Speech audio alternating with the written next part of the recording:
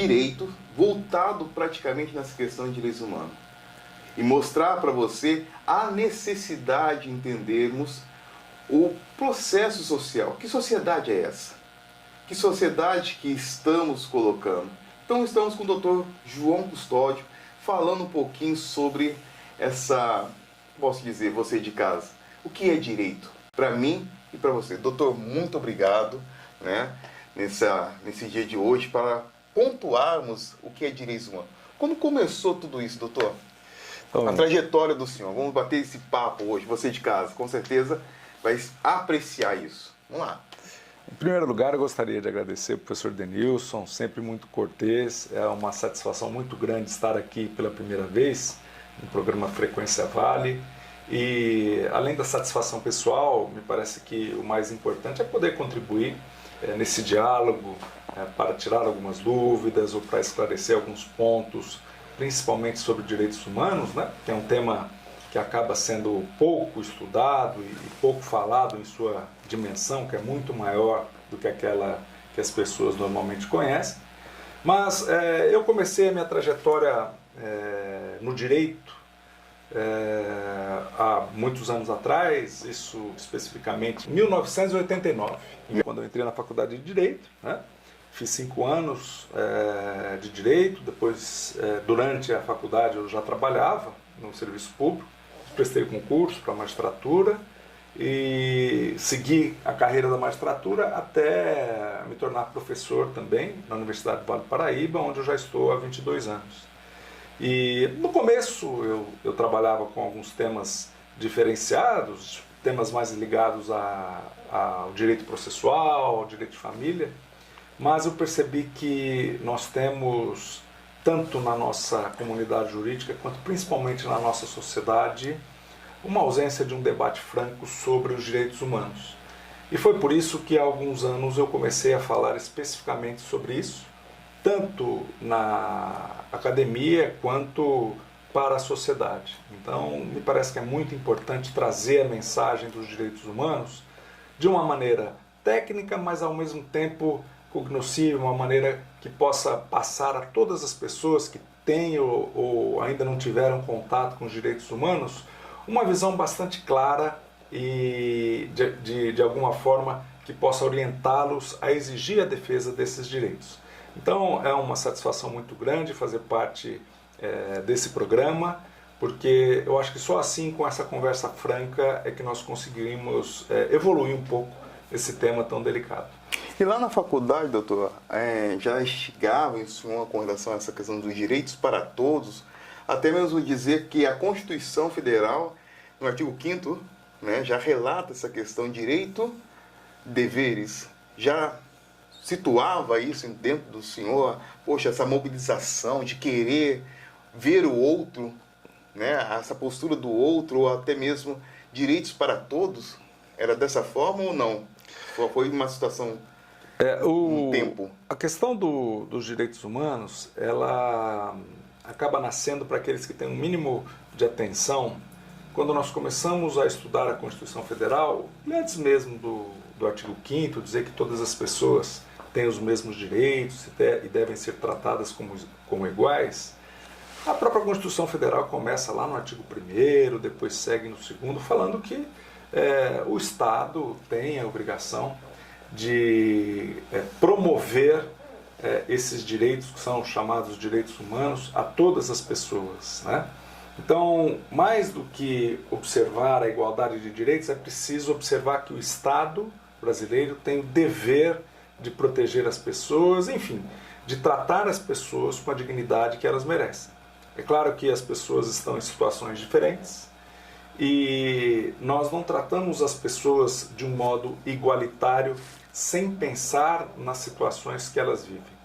Isso quer dizer que o tratamento de igualdade da Constituição Federal, ele tem que ser lido de uma maneira que tratemos igualmente os iguais e desigualmente os desiguais. Isso me parece muito importante e é a base de todo conhecimento jurídico, né? Eu acho que qualquer um que começa a pensar em trabalhar com direito, mesmo em fazer a faculdade, tem que entender que o objetivo da Constituição Federal é resguardar os direitos, mas de alguma forma proteger aquelas pessoas que por um motivo ou outro têm maiores dificuldades e por isso precisam de um tratamento diferenciado. Então, essa compreensão sim fez parte tanto da minha formação acadêmica quanto da minha docência acadêmica, que eu já estou aí envolvido há mais de 20 anos. Porque é muito bacana. Você de casa deve estar pensando assim, mas hoje no mundo que vivemos, né, um Brasil, quando se fala de direitos humanos, o direito em si, ela faz presente como resultado ou é uma questão somente no papel? Porque muitas vezes as pessoas não entendem, até mesmo de casa, falam assim, poxa, o direito no Brasil é somente para uma camada, não é para todos. O senhor vê dessa forma, ou o direito está caminhando hoje para uma abrangência, ou sempre foi uma abrangência total diante da sociedade, ou ainda é rotulado para um determinado grupo, doutor? A questão do acesso à justiça, né, pode parecer igualitária e disposta a todas as pessoas pelo simples fato de que a Constituição Federal diz que o Estado garante às pessoas a possibilidade de recorrer à justiça quando tiver algum problema e além disso garante também às pessoas a gratuidade de justiça para aquelas que não têm direito, né? Mas o problema é que a justiça continua elitista assim por um motivo muito simples. As pessoas sequer têm noção dos seus direitos.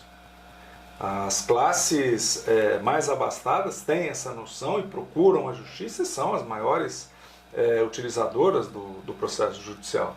As empresas são as maiores clientes do Poder Judiciário, né? A camada baixa da população é faltosa de informação. Então, se nós dissermos que a justiça é ampla e atende a todas as pessoas, nós devemos talvez melhorar essa frase e dizer que a justiça está pronta e deve atender a todas essas pessoas. Mas antes disso, nós precisamos conscientizar as pessoas dos seus direitos e daqueles pelos quais elas têm que lutar. É engraçado, né? Quando o senhor fala do total, né? Se vê um pouco na questão da educação, né? A educação ela vem para somar, para mobilizar e transformar vidas. E o direito, quando se analisa o direito em si, né, o aluno, ele só vai ter a noção do direito se ele vai partir para um campo acadêmico ou não, ou se ele for lesado, ou ele propor alguma situação. Deveria ter isso já na formação, lá no ensino médio. O senhor não acha, doutor? Eu não tenho dúvida de que uma formação cívica é importante, né?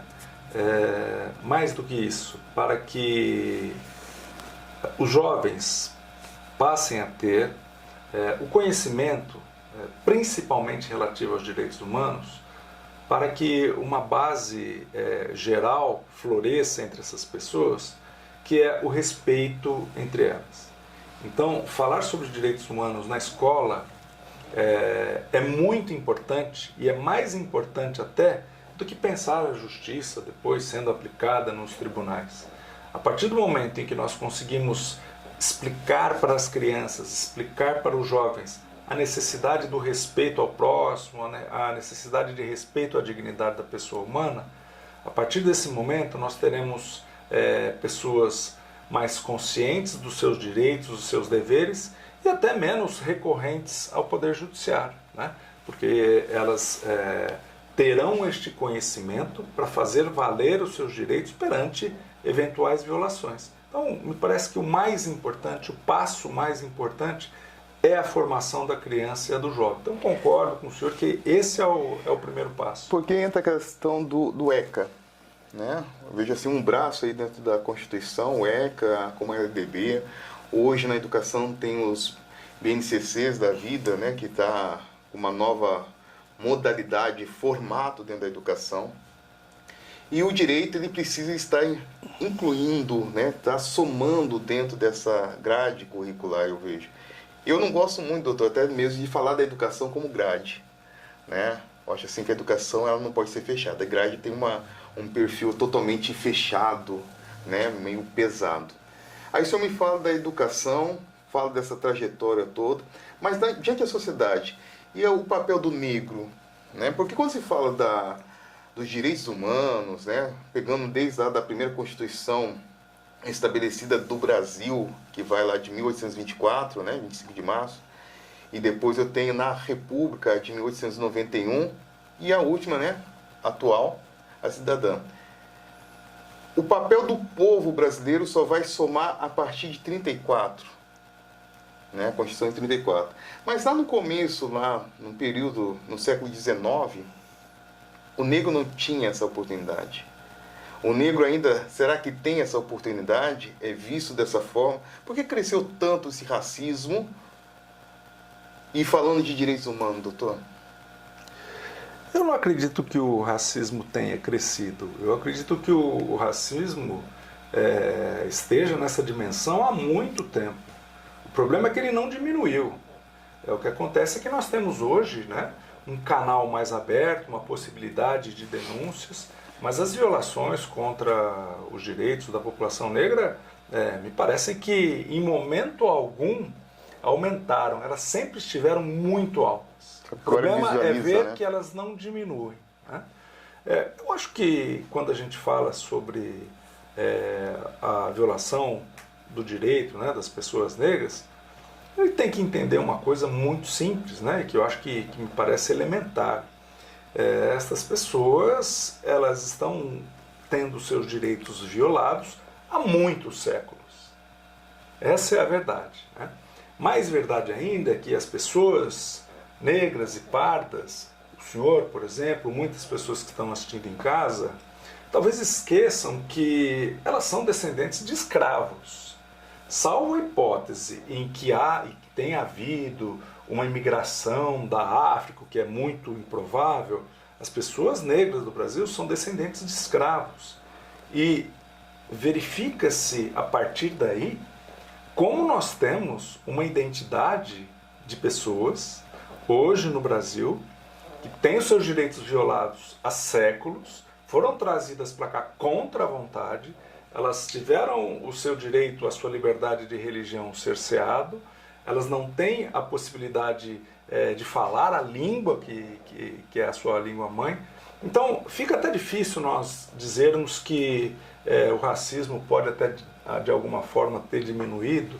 Ele não diminuiu, essa opressão continua da mesma forma, e as dificuldades que a população negra enfrenta hoje em dia só não são observadas por aquelas pessoas que não têm o mínimo interesse de reconhecer esse problema.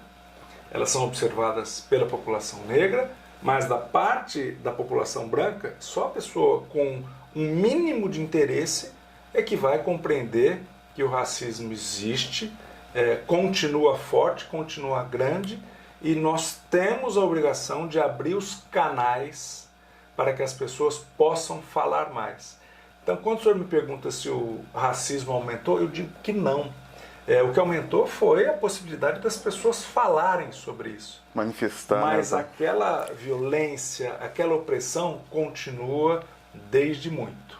Ela não modificou, e eu não vejo um movimento social, pelo menos no Brasil, que esteja fazendo com que isso diminua.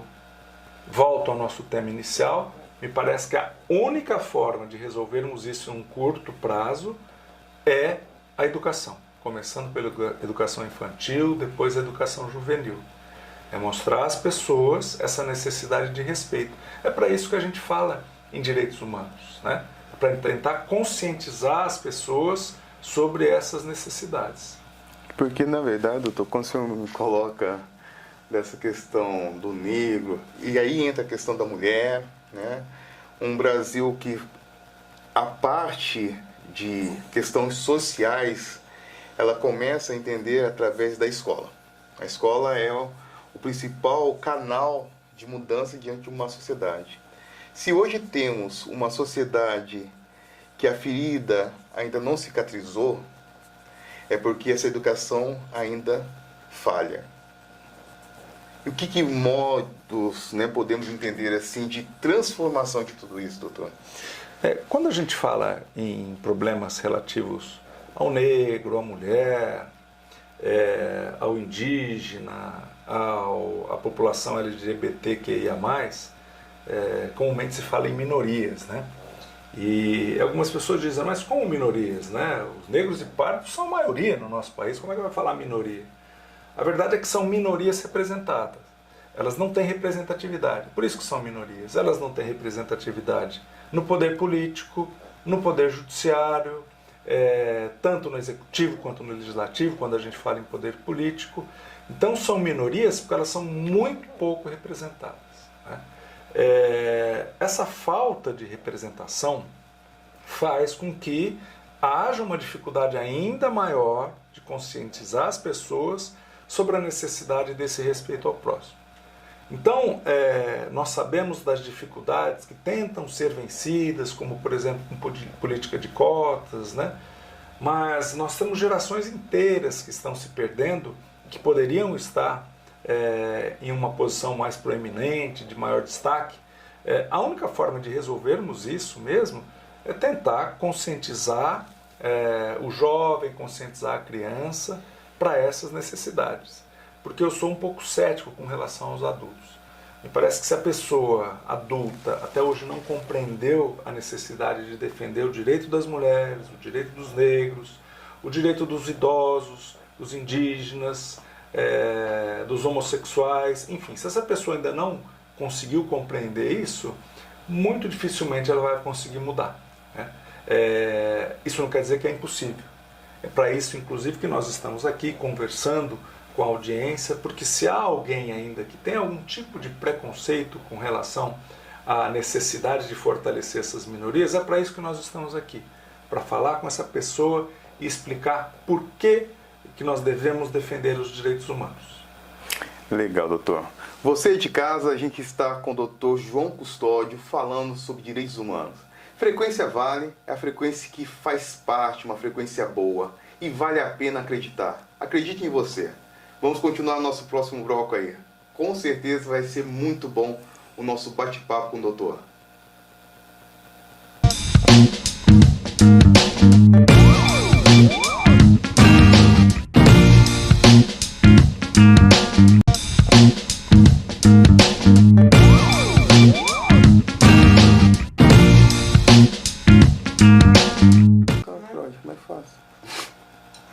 Depois a gente conversa um pouco mais sobre a história do Pereirinho, porque teve uns casos ali. Vamos lá?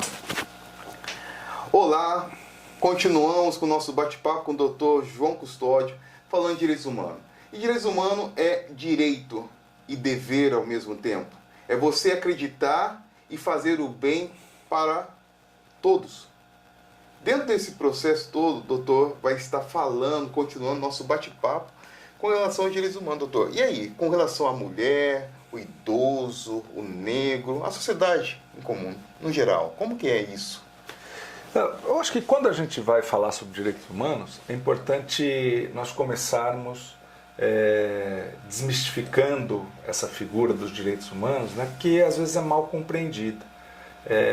Às vezes, e isso é muito comum, nós ouvimos falar que os direitos humanos servem para proteção de quem praticou algum crime, para proteger aquela pessoa que foi presa, e a visão dos direitos humanos acaba se resumindo a isso, né?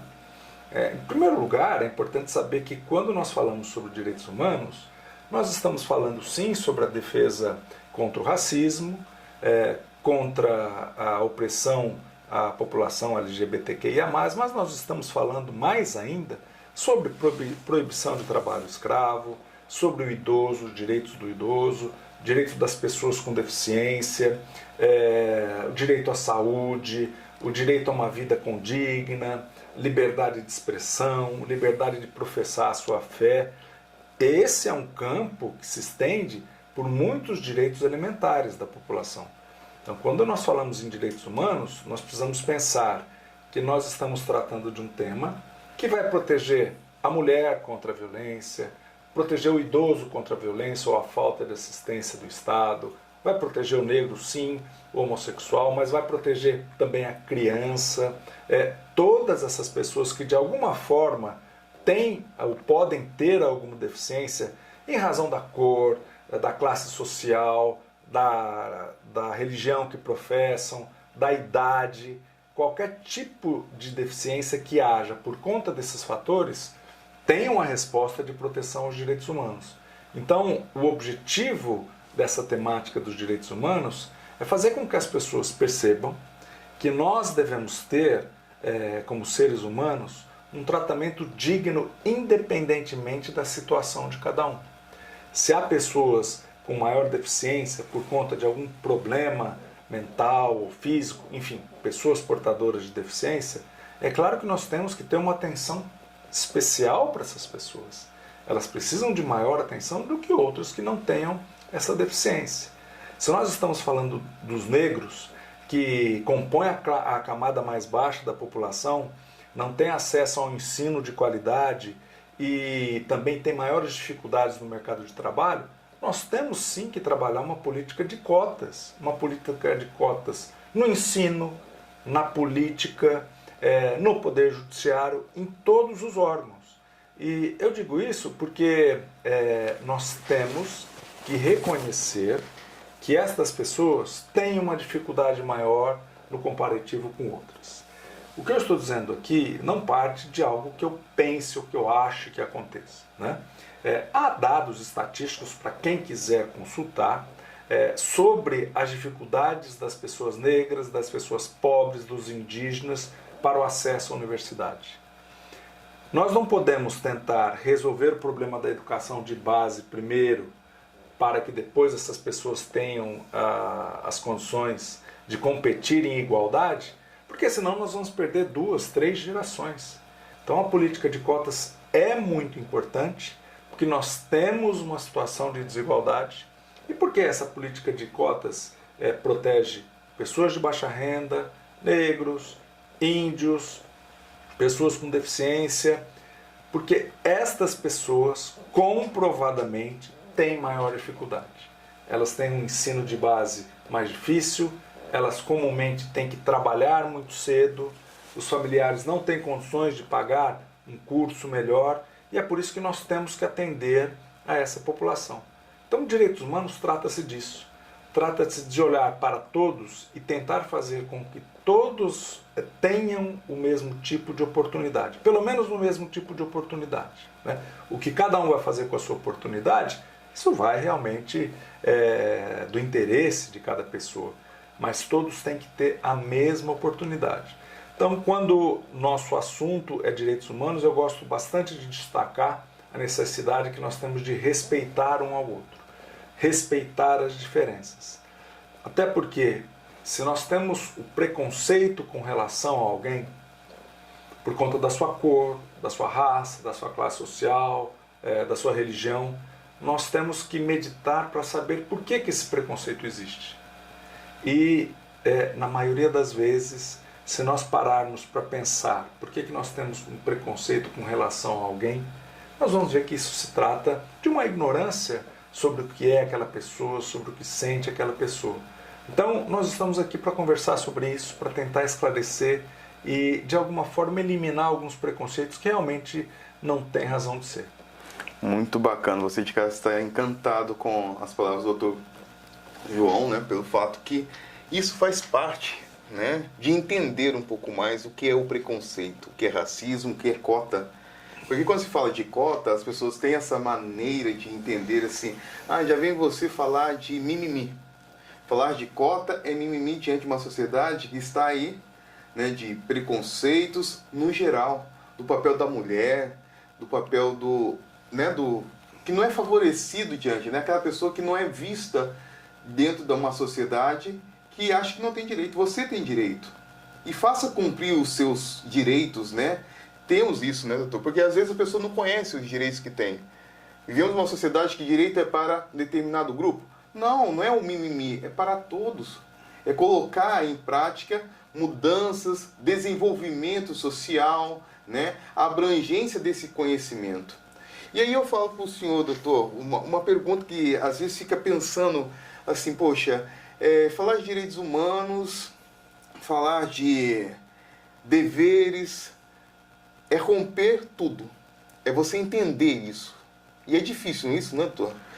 Não, é muito difícil porque o ser humano costuma ser um pouco egoísta, Essa é a verdade. Nós devemos vencer esse egoísmo para ter a percepção de que todas as pessoas precisam ter a mesma oportunidade que nós temos. Acho que isso é o fundamental, né?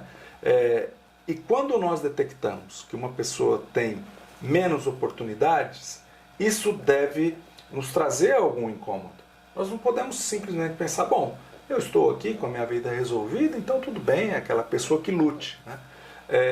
Eu acho que isso é se esquecer um pouquinho de que nós fazemos parte da humanidade. A verdade é que todos somos um, né? Quando eu vejo um outro na pessoa, eu tenho alguma dificuldade de entender que, na verdade, nós todos somos humanos. E a vantagem que nós temos de ser humanos, eu acho que o diferencial que nós temos é justamente a compaixão. Essa compaixão pelo próximo, a necessidade de nós termos de viver em grupo, de ver o próximo feliz. Quando nós começamos a perder um pouco disso, nós voltamos para o nosso egoísmo, né? E não nos importamos com aquela pessoa que está numa situação mais difícil, nós temos que repensar a nossa sociedade. E nós estamos num momento em que nós devemos fazer isso. Nós devemos trabalhar primeiro o respeito ao próximo. E o respeito ao próximo significa não abrir mão das suas opiniões pessoais, mas principalmente respeitar as opiniões alheias, né? Esse respeito mútuo é muito importante para a sociedade, e quando se perde esse respeito mútuo, essa perda de respeito acaba contaminando outros setores da sociedade. Eu perco o respeito, portanto, a dignidade das pessoas de uma maneira geral. E há pessoas que têm a sua dignidade mais afetada, que são os negros, que são as mulheres, que são os idosos. Então, se a gente vive em uma sociedade onde as pessoas não respeitam a opinião do próximo, nós estamos cultivando aí uma falta de respeito também com estas pessoas que precisam da nossa compaixão, que precisam do nosso esforço para que todos estejamos na mesma situação. E a pandemia, doutor, o que o senhor vê com relação à pandemia? A pandemia aumentou mais isso de um olhar para o próximo ou distanciar desse próximo? No início da pandemia, eu achei que a compaixão pelo próximo iria se desenvolver de uma maneira mais acentuada, que as pessoas iam se sensibilizar ao ver as pessoas de outros países, em primeiro lugar, depois do nosso país, naquele sofrimento, e que isso de alguma forma iria sensibilizar essas pessoas. Mas eu confesso que eu fiquei um pouco desapontado ao ver muito a indiferença, né? Havia a indiferença, havia o egoísmo e aquela compaixão que eu imaginei que fosse aumentar, né? Aquele sentimento de amor ao próximo, de querer que o próximo tenha uma vida melhor e não seja afetado pela pandemia, ele não se comprovou na prática. Por isso que nós tivemos uma situação muito difícil no nosso país e essa falta de respeito talvez tenha colaborado muito, né? As pessoas pensavam no individual, o que eu acho que é certo e não o que a coletividade deve fazer. Então, por conta disso, nós tivemos esse problema e, além disso, nós acentuamos desigualdades. Isso é fato. A primeira desigualdade que eu notei, que foi acentuada de uma maneira assustadora, foi na educação. Porque a necessidade de reclusão das pessoas fez com que as escolas pudessem trabalhar o ensino à distância.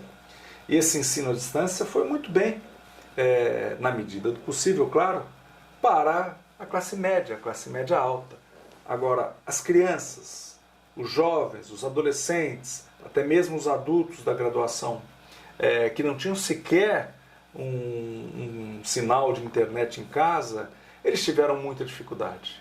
E esses dados são colhidos até hoje para demonstrar que a perda no ensino para a camada baixa da população foi muito acentuada no período da pandemia na comparação com as classes mais altas. Isso para mim só reforça a necessidade de nós investirmos a atenção nas cotas, porque talvez as cotas agora tenham um papel fundamental de tentar tirar esse atraso que essa população que não teve o acesso razoável à educação à distância, teve e continua tendo. O atraso ainda continua aí, nós temos um problema muito sério para resolver e vamos esperar que haja uma consciência dos órgãos diretivos da educação e da saúde, doravante, para conseguir mudar esse quadro. Doutor, o senhor no Vale do Paraíba, o senhor em São José dos Campos, né? O Vale do Paraíba, com relação à cota, com relação à pandemia, com o diagnóstico, o senhor analisa o Vale do Paraíba? Ele precisa estar mobilizando alguma coisa, de transformar toda essa questão histórica no Vale do Paraíba, de coronéis, de mudança, precisa ter essa mudança? Essa mudança, ela não precisa ocorrer no Vale do Paraíba, né? Ela precisa ocorrer de uma maneira geral. Eu acho que nós temos um Brasil que precisa se conscientizar da necessidade do respeito ao próximo. Volto a dizer que quando nós falamos em direitos humanos, nós estamos pensando em respeitar o próximo, as diferenças desse próximo, aquilo que pode agradar, pode não me agradar, mas pelo menos respeitar o próximo. E o que nós vimos, tanto no Vale do Paraíba, quanto no estado de São Paulo, quanto no Brasil como um todo, né, foi um pouco dessa falta de irmandade. Eu acho que se nós tivéssemos uma coesão mais forte, nós poderíamos ter tido problemas um pouco menores. Mas isso serve de lição. É um ciclo, a história é cíclica e todas as dificuldades vêm para que nós possamos ver os acertos, ver os erros e tentar melhorar diante de dificuldades futuras. E quando se fala em segurança pública, com relação a direitos humanos, eu digo assim, que é uma caixinha ainda que precisa ser trabalhada. Isso, doutor? A segurança pública aqui na região do Vale, ela tem um problema muito sério, né? Já é um problema há muito tempo, né? As taxas de criminalidade são altíssimas e a dificuldade de baixar essas taxas é muito grande, né? Em primeiro lugar, nós precisamos radiografar e saber por que isso acontece. Em segundo lugar, nós precisamos pensar também, agora falando sobre segurança pública e direitos humanos, né, na necessidade, em primeiro lugar, de reconhecer o trabalho policial. Acho que o trabalho policial precisa ser melhor reconhecido. Então, baixar índices de criminalidade passa por reconhecer melhor o trabalho do policial, tanto do policial que está na rua, quanto daquele policial operacional, dar maiores condições para que esse policial trabalhe mais com investigação do que propriamente com repressão. Me parece que passa por aí, mas ao mesmo tempo trabalhar a formação do policial, né, para evitar que haja de algum modo violação a direitos humanos, porque infelizmente nós sabemos que há algumas violações, principalmente relacionadas à cor. Existem muitas pesquisas sobre uma violência policial acima para a população negra no comparativo com a população branca, né? E nós sabemos também que o sistema carcerário hoje tem quase 90% de negros e pardos em comparação com os brancos, né? Nós precisamos investigar as causas disso e atacar essas causas. Não adianta pensar em repressão ao crime, né? Aí não é mimimi, né, doutor? Não é mimimi. Nós precisamos valorizar os profissionais da segurança pública para que eles se sintam valorizados e a partir daí busquem sim aperfeiçoar o trabalho e de alguma maneira também diminuir essas questões relacionadas a violações a direitos, né? Nós temos que estar de olho em ambos os pontos. Tá certo. Você de casa está gostando do nosso bate-papo hoje com o doutor João Custódio, mostrando muito bem a necessidade de entendermos o direito. E você, já entendeu o direito? Continue em Frequência Vale.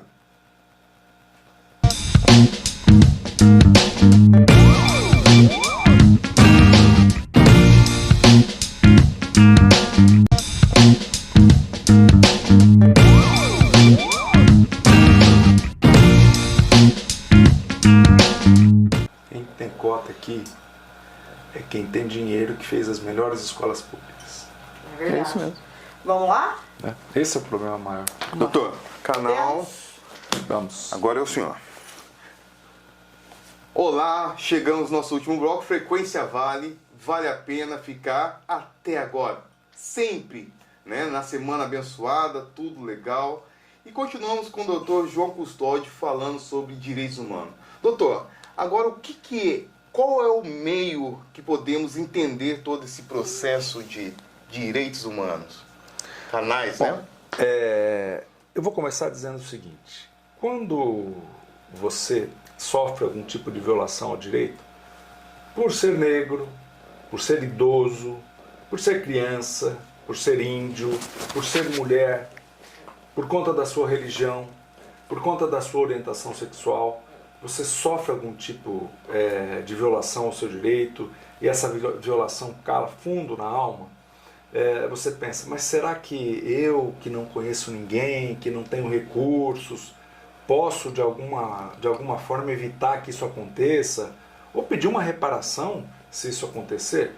Bom, sim, você não apenas pode, como você deve fazer isso. Então, mas como eu vou fazer isso? Eu vou ter que procurar um advogado, pagar um advogado para fazer isso? Eu não tenho condições de pagar um advogado, né?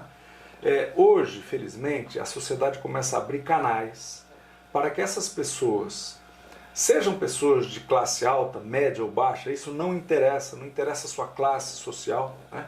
Para que essas pessoas, diante de uma violação, possam fazer a reclamação a canais que tratam justamente de direitos humanos que não estão sendo respeitados.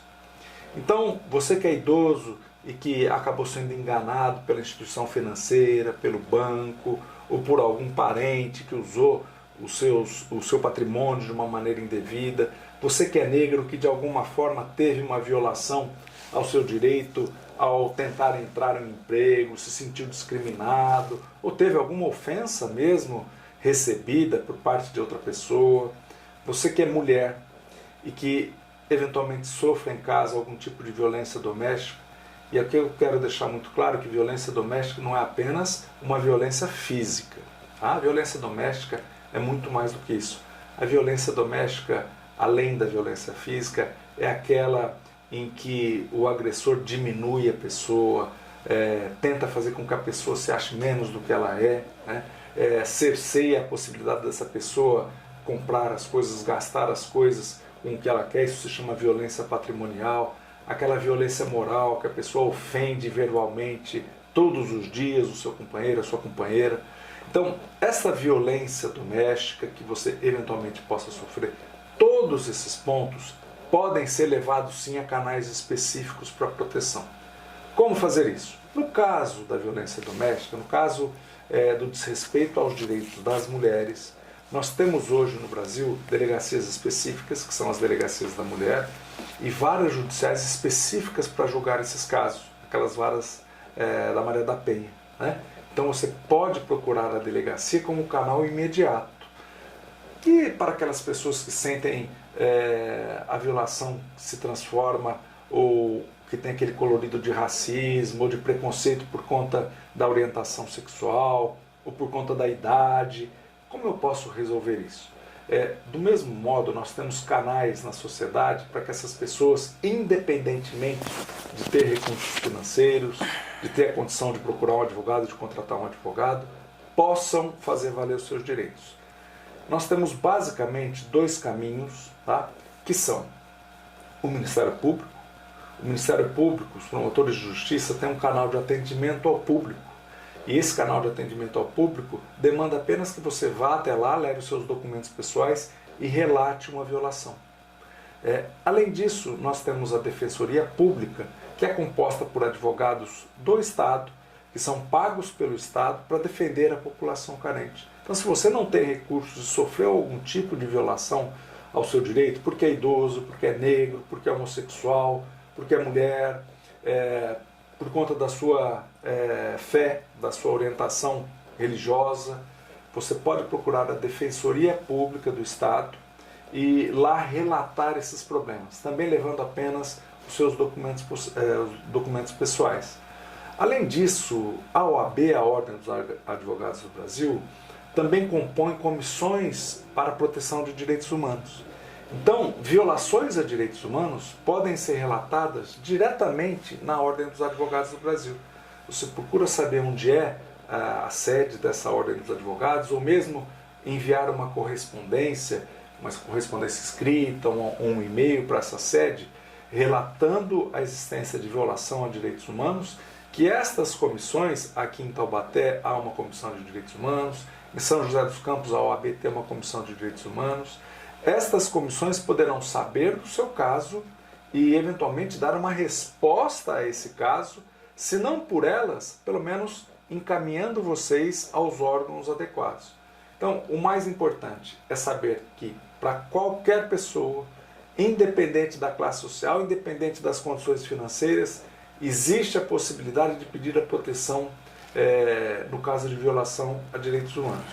Nós não podemos deixar que isso aconteça, nós precisamos cada vez mais reclamar a proteção do Estado contra essas violações, e aqui eu dei alguns canais para que vocês possam fazer isso. Tá?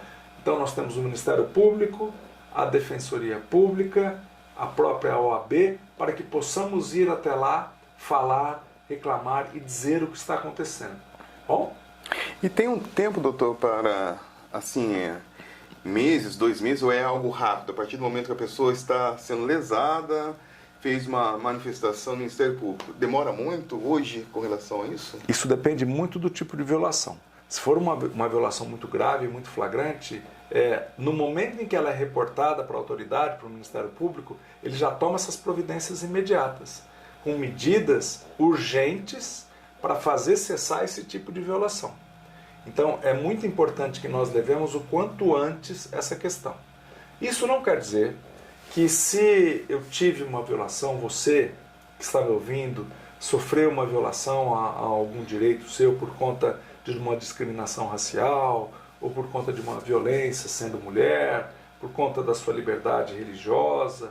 Se você sofreu esse tipo de violência, isso já faz um tempo, isso não quer dizer que você não pode reclamar a proteção do Estado.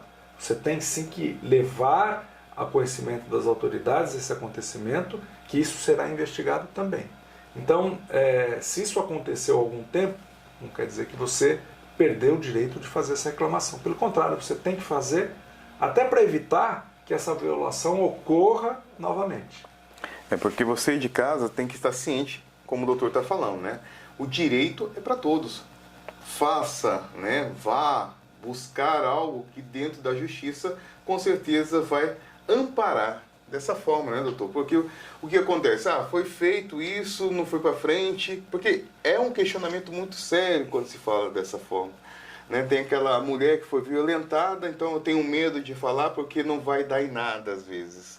Ou então a questão racial, né? Que eu acho que é muito interessante, porque quando se fala da questão racial, as pessoas falam assim, mas vai ter uma representatividade, a pessoa vai pagar lá a fiança e ponto, acabou. Bom, com relação à mulher, né, que ela sofreu uma violência, principalmente no caso da violência sexual, né, é um mito dizer que isso não vai dar em nada. Tá? E também é um mito achar que por conta da condição econômica da mulher, eventualmente uma condição mais baixa, e o violador numa condição mais alta, isso vai proteger essa pessoa. Esqueçam isso. Tá? Hoje em dia, a investigação sobre esse tipo de crime é muito séria, muito rigorosa, e é por esse motivo que vocês têm sim que fazer esse apontamento, até para evitar sofrer outro tipo de violência e que outras pessoas sejam violentadas por esse ofensor. Então é muito importante tomar posição. Com relação ao racismo ou à injúria racial, me parece que já foi o tempo em que algum tipo de agressão como essa passasse incólume ou passasse sem algum tipo de reprimenda. Né? Em primeiro lugar, se é cometido um crime de racismo, esse é um crime gravíssimo. Né? É um crime, para vocês terem uma ideia, ele é imprescritível. Pode demorar 30 anos para ser denunciado e ele depois será averiguado e haverá uma punição. E hoje são penas rigorosas. Né? É importante sim, porque a partir do momento em que um crime de racismo ou uma injúria racial, um xingamento, é denunciado à autoridade, vejam, eu não tenho que pensar se aquela pessoa vai ser condenada a pagar 1 ano de cesta básica e achar que isso é pouco. É muito mais do que isso. A simbologia dessa condenação é muito importante. Porque ainda que ela não seja presa, que ela não tenha uma pena privativa de liberdade, ela tem uma chance. Saibam que a pessoa que comete um crime e que faz um acordo e que eventualmente se compromete a pagar alguns valores, ela perdeu aquela chance e na próxima vez que cometer qualquer crime, ela será penada com pena privativa de liberdade. Então, uma pessoa que pratica uma injúria racial ou pratica um ato de racismo, ela tem que ser denunciada, e não pense que se no final do processo ela tiver uma pena menor ou a possibilidade de cumprir a pena em liberdade, isso vai significar pouco. Isso vai significar muito. Que a partir desse momento essa pessoa sabe que se ela cometer esse delito novamente, ela não escapa da pena privativa de liberdade. Que bacana. Você de casa hoje já está tendo uma aula com o doutor João Custódio falando disso. Né? Porque muitas vezes a gente vê falar, porque vivemos numa sociedade, então todo mundo fala ao mesmo tempo, entendendo um pouco do direito. E o direito é isso, né? Você buscar o seu direito e entender esse direito, né? Essa análise todinha. E doutor, na educação, hoje, quando se fala de racismo institucional, racismo estrutural, os direitos humanos entram nesse processo também de entender um pouco mais? A verdade é que eu acho que o racismo existe por conta da falta de conhecimento. Sim. Né? E também da falta de convivência. Por que eu falo em falta de convivência? Eu tive uma infância que não foi uma infância muito pobre, mas também não foi uma infância normal, né? Classe média baixa, e numa cidade do interior. E parece que o mais importante foi a convivência. Eu convivia com pessoas de todo tipo, de classe social, de cor, de religião. Isso me fez crescer com o sentimento de que absolutamente não há distinção entre as pessoas. Eu vejo que hoje no ensino existe um problema porque as pessoas negras, elas estão nas escolas públicas e escolas de bairro afastadas. Se nós vamos a escolas privadas, praticamente não há negros. Se nós vamos à universidade, praticamente não há negros. Eu dou aula há 22 anos em uma universidade. Então eu posso dizer isso textualmente. A cada ano, numa sala de 50, 70, 80, nós temos 2 negros, 1 negro ou nenhum negro. Alguns pardos, mas essa é a realidade. Essa falta de convivência que me parece ser o principal fator de tornar desconhecido o que é aquela outra pessoa. Então, a partir do momento em que nós falamos em política de cotas, em que nós falamos de acesso à educação de maior qualidade, essas pessoas podem participar conjuntamente, nós construímos uma convivência. Isso vale para o negro, para a pessoa portadora de deficiência, para todas essas pessoas que têm que integrar a comunidade. Eu não posso pensar em uma escola onde há brancos e uma sociedade onde a maioria não é branco. Ou uma escola onde não há pessoas portadoras de deficiência, onde eu vou sair e vou encontrar pessoas portadoras de deficiência. Então, em primeiro lugar, a convivência e, em segundo lugar, o ensino. Explicar o que é o racismo, explicar por que nós precisamos respeitar as pessoas e tirar o componente mais importante que fomenta um preconceito, que me parece ser a ignorância. Quando nós desconhecemos, nós temos um preconceito de que aquilo que é diferente de mim não é bom. Vou distanciar. Eu vou me distanciar. Nós temos que quebrar isso, entender que as coisas não são assim e a partir daí construir mais pontos do que separações. Legal. Doutor, o que o senhor quer deixar para o ouvinte, né, para a pessoa, o telespectador que está ali do outro lado, falando assim, puxa, foi bacana. O que podemos fazer para somar nessa frequência que vale a pena tudo? Qual é o recadinho que o senhor pode deixar para o pessoal lá? Eu, mais do que deixar um recado, eu quero deixar um agradecimento. Porque toda vez que eu participo de um ato como esse, né, de um bate-papo tão gostoso como esse, eu cresço mais, né? Porque quando eu falo sobre os problemas, eu tomo ainda mais consciência desses problemas e do quanto que é difícil resolver esses problemas. Mas ao mesmo tempo, eu percebo que cada vez mais nós estamos dispostos a dizer que os problemas existem e a dizer para as pessoas que elas devem buscar os seus direitos, que elas têm que enfrentar esse problema e que elas não têm que ter vergonha de nada, que elas têm que ir adiante, defender as suas ideias, defender os seus direitos e saber que sempre haverá alguém com a mão estendida para ajudar quando for necessário. Então, mais do que um recado, eu deixo aqui um agradecimento, né? É sempre muito prazeroso para mim falar sobre isso e também sempre muito agregador, né? Eu enriqueço, eu evoluo toda vez que eu tenho que pensar sobre problemas dos outros e pensar formas de resolver esse problema. Com certeza, doutor. É um agradecimento assim que volta, né, aquela situação. Você de casa, poxa, que legal. O doutor vai voltar, com certeza vai falar de muita coisa bacana. Porque vivemos numa frequência que vale a pena, uma frequência horizontal, não vertical. Precisamos ter um olhar horizontal para entendermos o outro, para aceitarmos o outro.